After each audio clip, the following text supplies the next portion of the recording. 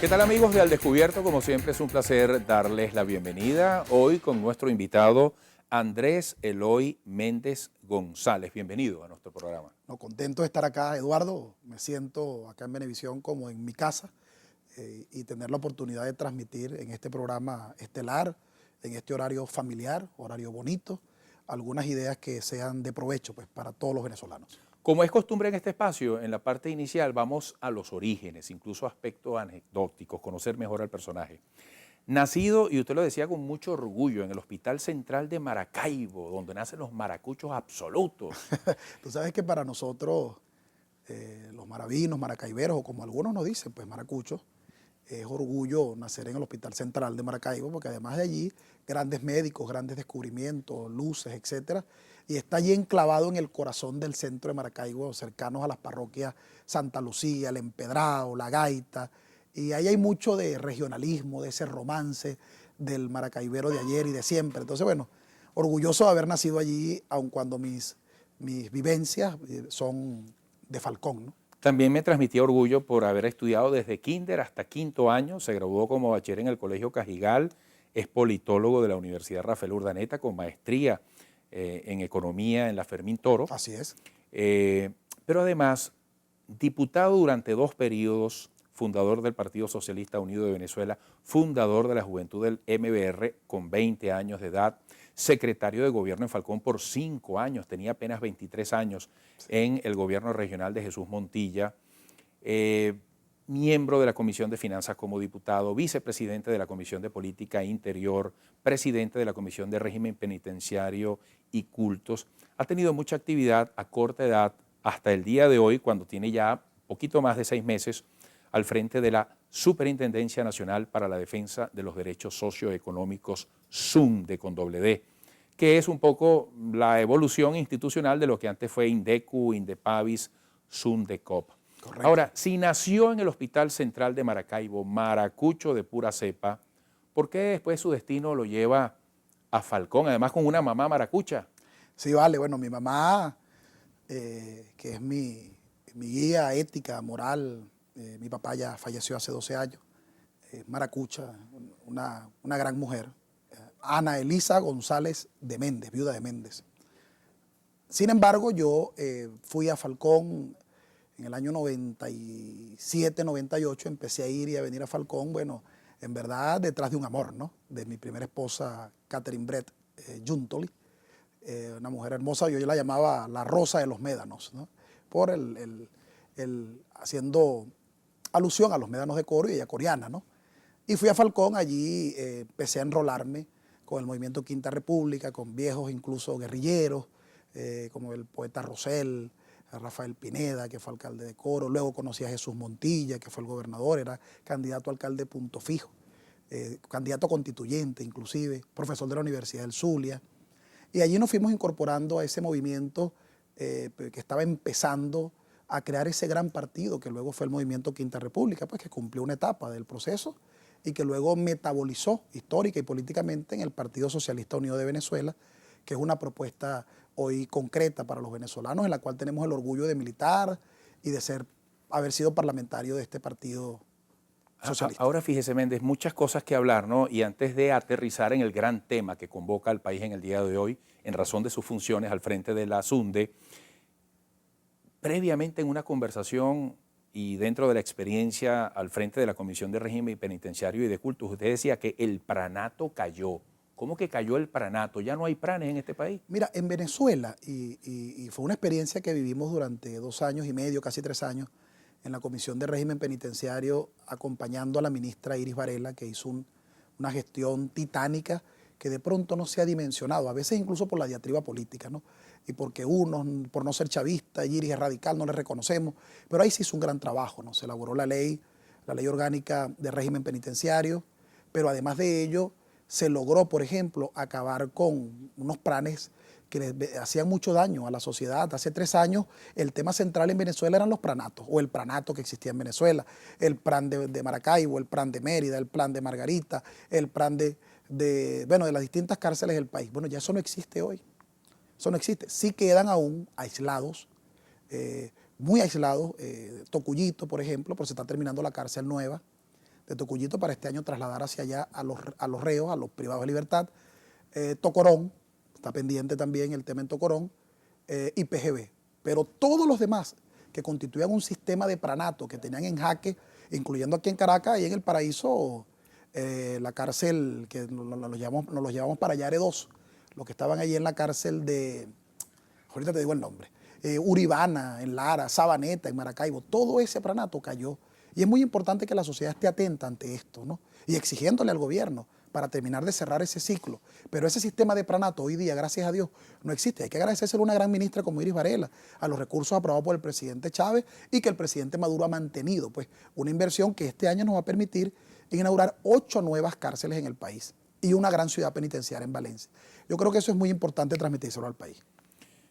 Andrés Eloy Méndez González, hablemos de la cola, del costo de los productos, hablemos de la producción o el abastecimiento, el momento actual del país en razón de sus funciones.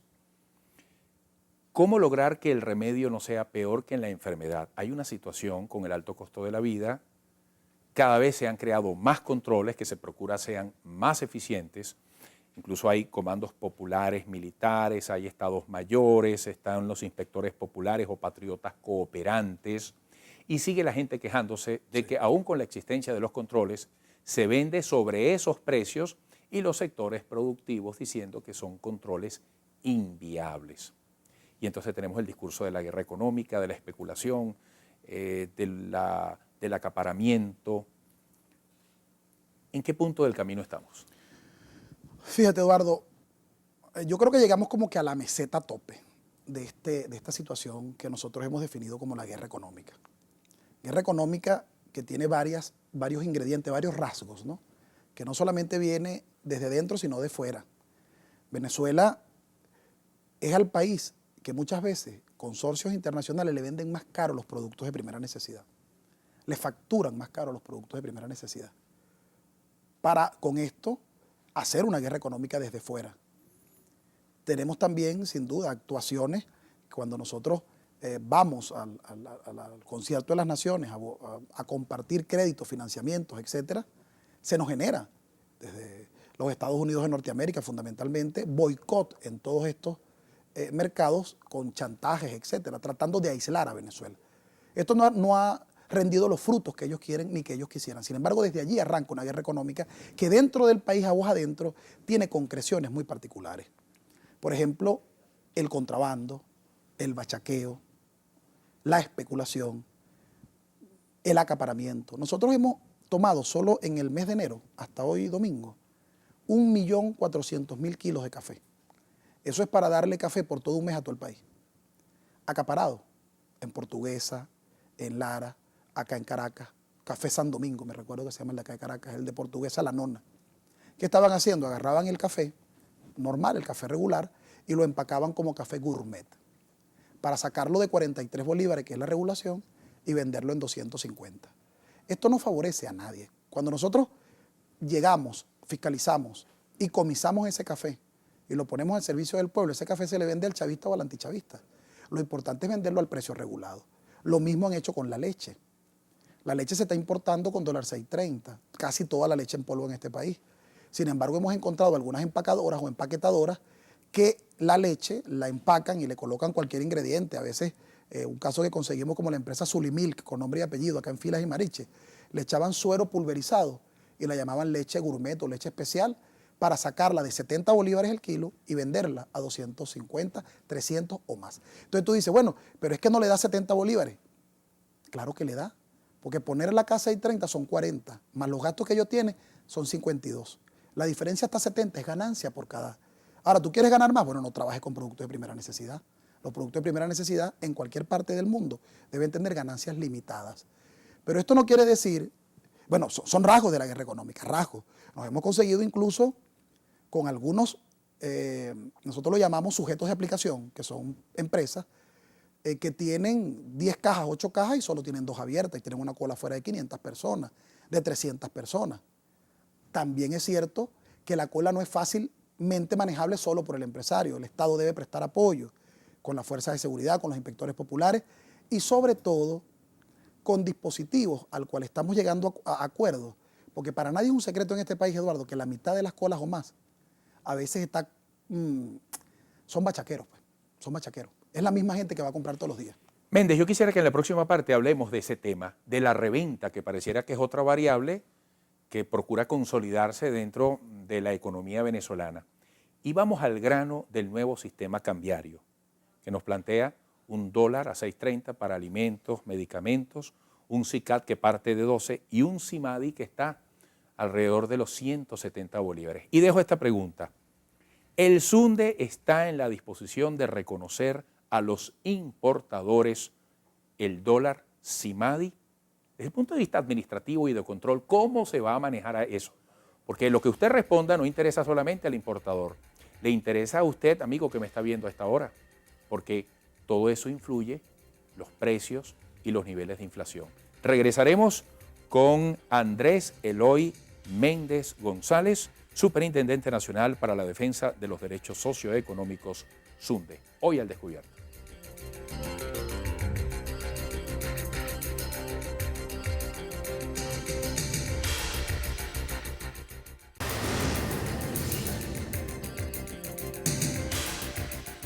Andrés Eloy Méndez González, el bachaqueo, el revendedor, insiste el Ejecutivo, insiste en sus funcionarios como usted en que aquí hay una guerra económica. ¿Cómo se vence ese problema? Además de lo que te comentaba o lo que comentábamos acá ante el país, Eduardo, del tema de el remarcaje de precios, la especulación, salirse de la regulación con ciertos subterfugios, parte de la guerra económica, el acaparamiento de algunos productos. El otro tema tiene que ver con el bachaqueo para la reventa, que ya no solamente es algo espontáneo, sino que está organizado.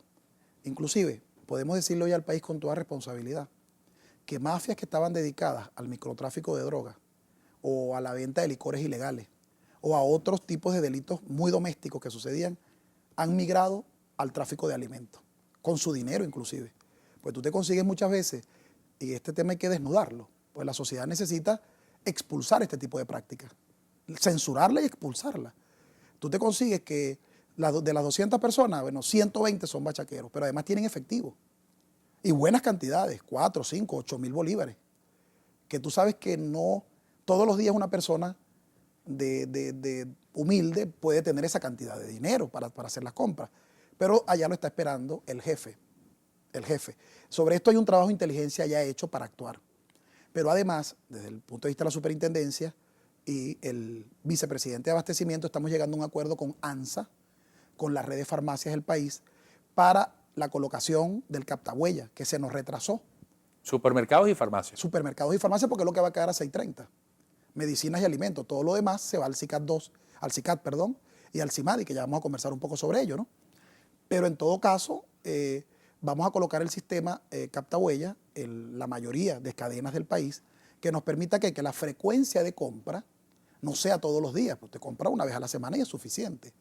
Y tener cantidades también de compra, y usted compra los 23 productos regulados sin problema, una vez a la semana va y lo compra y la semana que viene va. ¿Hay forma de medir el efecto de esa búsqueda, de ese instrumento? Porque las Sí. captahuellas no suelen gozar de la simpatía del consumidor. Claro, pero Ha sido polémico. Porque el concepto de captahuella nace en una polémica electoral para un tema electoral. Pero en verdad el captahuella desnudado, descarnado, lo que es un biométrico que mide, en este caso, la palma de la mano, el dedo, la huella, la minucia de la huella, para poder garantizar tu frecuencia de compra y cuidar los inventarios de los productos regulados en las cadenas y que no se lo lleven a través del bachaqueo. Y quienes no, fíjate que ahorita, por ejemplo, estamos practicando, valga la cuña, en Unicasa, se está practicando por terminal de cédula, como hace Pedeval, o como está haciendo ahora Día a Día, que está en manos de Pedeval. Terminal de cédula. Conclusión, conversando con el presidente de Unicasa y con Pedeval de Día a Día, los inventarios que duraban 4 horas duran 6 días. La cola se acabó en estos supermercados. Una mafia no puede vulnerar con una red de individualidades sistemas como ese, por ejemplo. El terminal de cédula sí, pero el captahuella no. Entonces debemos complementar, colocar captahuella sobre todo en los grandes centros de distribución, donde está la inmensa mayoría de los productos, donde estas mafias se concentran, y en los otros trabajar con el terminal de cédula. Estoy convencido, además está trabajando mucho Miguel Pérez Abad en estos acuerdos con todo el sector privado, por autorización del presidente Nicolás Maduro, de que para este primer trimestre del año nosotros, que además ya llegaron las captahuellas al país, porque el problema de no poderlas haber instalado en diciembre, como el presidente ordenó, tuvo que ver fundamentalmente con un sistema de culminación del hardware y de programación de ¿La software. vamos a ver en unos cuantos locales comerciales o eso puede arropar la totalidad de los comercios en Venezuela? De alimentos y medicamentos va a estar en la inmensa mayoría. Y donde no llegue el captahuella, por recóndito que esté, entonces vamos con el sistema de terminal. Y eso de llegó para quedarse, va a ser parte de nuestra cultura, de nuestra manera de consumir, o Andrés Eloy Méndez González piensa que eso va a tener una aplicación coyuntural. Por el modelo político que nosotros impulsamos, que es un modelo subsidiario, que subsidia sobre todo el alimento y el medicamento que quedó en 6.30, nosotros vamos a tener que tener el captahuella un tiempo importante. Lógicamente la historia y la política es dinámica, ¿no? Y nos va dando seguramente, de acuerdo a la evolución, la toma de decisión. Pero por el momento es muy importante que ese dólar que se entrega a 6.30 y se convierte en alimentos, en medicina, en leche, en café, en aceite o en cualquier medicina, podamos protegerlo para que ese inventario sea para el pueblo y no para la reventa. Méndez, voy rápidamente al sistema cambiario. ¿Cómo se puede controlar en la dinámica general del comercio y todos los factores o variables que intervienen en la cadena de comercialización desde que llega un insumo de afuera o viene un producto directamente hasta que llega a manos del consumidor, que haya un dólar a 6.30, otro a 12 y pico o donde termine el SICAD y otro en 170 o 170 y pico o si es hacia abajo el DECIMADI? ¿Cómo lograr que cada cosa se venda de manera transparente y legal en función de la divisa que la origina? Claro, Eduardo, esa pregunta es bien importante. Es bien importante porque obedece a una realidad concreta que el país empieza a vivir precisamente en este momento. En el caso del SICAD, del CENCOEX, 6.30, y van a quedar, como te comentaba, alimentos y medicamentos. De manera que todo lo que se fiscalice en materia de alimentos y medicamentos, nosotros fiscalizaremos sobre la base de 6.30. Pero los otros productos, como por ejemplo repuestos, vehículos, autopartes, ferretería, etcétera, van a ser en una inmensa mayoría traídos con el SICAD único. Pues ya no es uno ni dos, sino el SICAD único, que como bien tú lo comentabas, arranca en 12 y va a tener una evolución en función a cómo la subasta lo vaya transando, como lo ha explicado ya el Gabinete Económico. En función a el SICAD único, tú vas a recibir tu SICAD y recibes además tu certificación, y en el manifiesto de importación queda bien claro a qué dólar trajiste. Al SICAD único, ok, entonces yo te acepto el SICAD único. Antes solamente yo podía aceptar para las fiscalizaciones el CENCOEX y el SICAD único. Ahora la SUNDE también va a aceptar y a reconocer lo que se importe con CIMADI. Hay un porcentaje de la economía que de pronto trae... ¿Pero va a ser posible que si yo importo con SICAD, venda a CIMADI?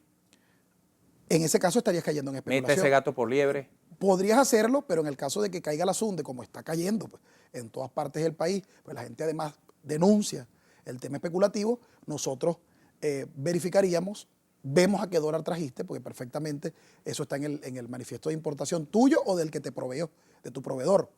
Y allí nosotros colocaremos la multa respectiva.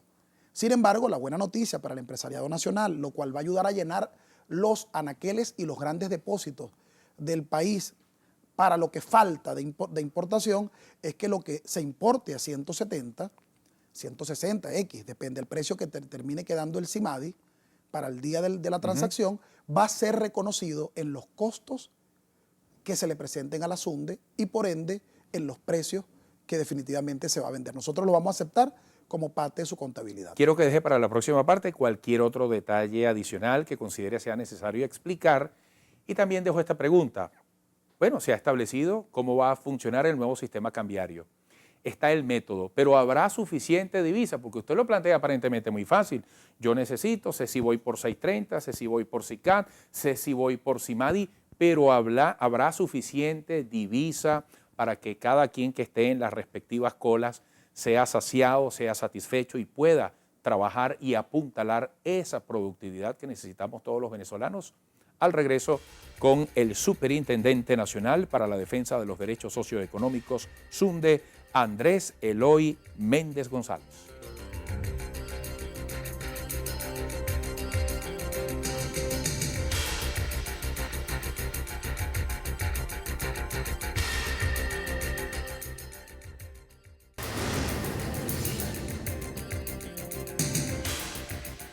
Méndez, antes de ir al punto que yo dejaba planteado sobre las divisas, el tema de la cola, ¿ustedes han logrado medir al día de hoy si eso ha bajado, si ha bajado el estrés de la gente, si se mantiene la angustia, más allá de lo que cualquier televidente que nos esté viendo tenga como impresión? Sin duda en enero hubo un pico de una especie de neurosis colectiva que estuvo alimentada pues, por una campaña bien dirigida de redes sociales, etcétera, que trajo que bueno, el ama de casa fuera mucho al supermercado y subió los primeros días de enero, etcétera. Eso en febrero ha cedido, ha bajado por el lado de las amas de casa, pero por el lado del revendedor, del bachaquero, no. Allí entonces se hace cada vez más imperante tomar esta decisión en aras de proteger el inventario de alimentos al pueblo venezolano. La decisión del captahuella, que en este momento, al día de hoy, ya están en el país y están siendo programadas. La inmensa mayoría, solo falta por llegar a unas últimas. Son 25.000 en total que tenemos ahora entre febrero y marzo ya en el país. Hemos conversado con ANSA de buena manera, igualmente con la red de farmacias y droguerías de muy buena manera, y ellos han entendido que esto va a favorecernos a todos. Esto nos va a ayudar a todos a poder ir el día que nos toque en la semana a hacer nuestra compra de manera tranquila, sin la cola, mientras podemos superar esta transición y de estas mafias que están detrás. ¿Qué papel va a jugar que acaba de entrar en vigencia el PB Justo? El PB Justo es muy importante porque el PB Justo traslada el precio a la mano del consumidor. Ya no es el hablador, que yo puedo cambiar todos los días el precio. Le cambio al mueble lo tengo aquí en 100 bolívares, mañana le pongo 300, pasado le pongo 500, X, al precio que le dé la gana. Y en ese producto va a haber el mismo PB Justo si lo compro aquí o 2 cuadras después, o en Caracas o en Chichiriviche. El mismo, porque vamos a tener un porcentaje estándar de ganancia por sector de la economía. Por ejemplo, en medicamentos, el PB Justo lo coloca el fabricante del medicamento. De una vez le coloca el PB Justo o el importador le coloca el PB Justo. Entonces tú dirás, bueno, ¿y cómo sabes tú cuánto va a ganar el distribuidor y cuánto el que vende al de tal? Que ya le estás poniendo el precio, le estás regulando lo que va a ganar el otro.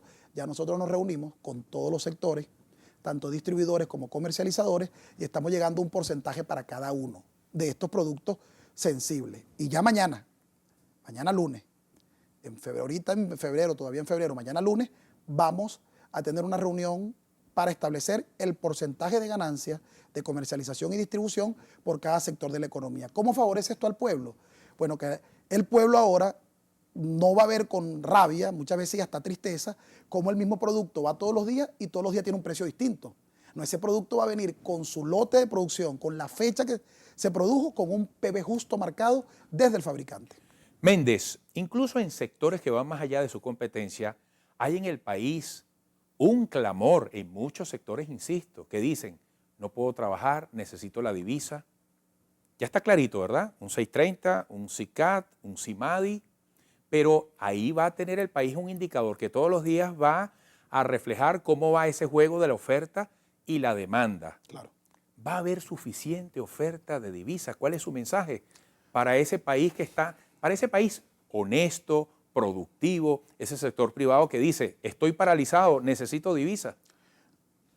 Bien bueno el planteamiento, Eduardo. Lo primero, y para nadie es un secreto, que tenemos que tener una administración más racional de nuestras divisas. Para nadie es un secreto que la factura petrolera este año y seguramente por algún tiempo va a estar en un precio menor, ¿no? Aunque se viene recuperando y seguramente se recuperará un poco más, pero va a tener un precio menor y tenemos que ser muy responsables con la administración de la divisa, y el presidente Maduro ha propuesto el presupuesto de divisas por sector. Entonces, alimentos y medicamentos a 6.30, lo demás va al SICAD único, y el remanente que yo no pueda conseguir en el SICAD único, porque bueno, tendrá igualmente sus límites, yo puedo adquirirlo en CIMADI. Es muy importante la robustez de estos dos mercados, de la disponibilidad de dólares, ¿no? Tanto en el SICAD único como en el CIMADI. ¿Por qué? Porque el CIMADI, que es el sistema libre o el sistema abierto de cambio, allí la gente va a poder ir a transarse libremente, pero también van a haber actores importantes que van a colocar dólares, como por ejemplo PDVSA, el Banco Central de Venezuela, ¿por qué no las empresas básicas que necesitan bolívares para sus inversiones, bolívares a buen cambio, y van a este mercado y colocan sus dólares? Es muy importante además que quienes han venido obteniendo dólares, tienen dólares fuera o dentro del país, ahora que ya el dólar está libre, pueden traerlo, pueden importar con ese dólar a 160, 140, lo que vaya fluctuando, y pueden traerlo y plasmarlo en su contabilidad tranquilamente. No tienen que estarse escondiendo, ni haciendo un chanchullo, ni teniendo doble contabilidad en absoluto. Pueden plasmarlo libremente y completar sus inventarios. En la medida que este mercado se robustezca, que todos vayamos, creyendo y aportando en este mercado, vamos alejándonos de ese marcaje perverso del dólar cucuteño, que es un dólar además que financia mucho el contrabando, y es un dólar que tiene una expectativa muy, muy alta porque le interesa al contrabandista tener más bolívares por menos dólares o menos pesos para el contrabando, y podamos traernos esto a un mercado propio de la dinámica empresarial de los venezolanos y de quienes requieren dólares. Esto va a propender a estabilizarse, y convencido estoy además de que va a ser un gran aporte para la normalización de los precios. Pues no vamos a estar con empresarios con todos los días con una calculadora en cuánto amaneció mañana, qué dice Dollar Today, no, sino que vamos a tener un marcaje oficial que voy a poder tener en mi contabilidad auditable para ir normalizando los precios. Méndez, se me agotó el tiempo, pero usted tiene 6 meses aproximadamente en este cargo, nada fácil. No ha sido. Este es un compromiso que yo me pregunto, tenemos en corto tiempo unas parlamentarias, usted sigue siendo diputado. Así es.